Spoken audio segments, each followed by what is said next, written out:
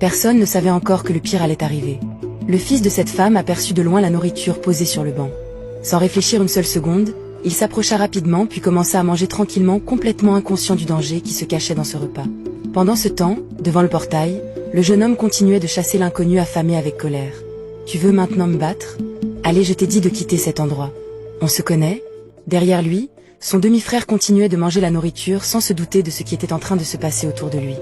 Le jeune homme, toujours aveuglé par la colère et la frustration, continua de crier sur l'homme affamé. « Sais-tu comment j'ai souffert pour préparer ça ?»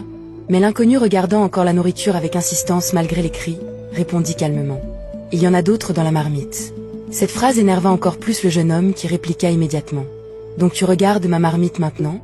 Je te l'interdis. J'ai utilisé ma dernière carte pour préparer cette nourriture que tu vois. Si tu essaies, je vais te tuer. Maintenant j'ai faim, qu'est-ce que tu attends? Rentre à la maison. S'il te plaît, quitte cet endroit. Sors de cette maison. Quel est ton problème? Sors maintenant. » Tout en parlant, il continuait de pousser violemment l'inconnu vers le portail pour le faire sortir de force.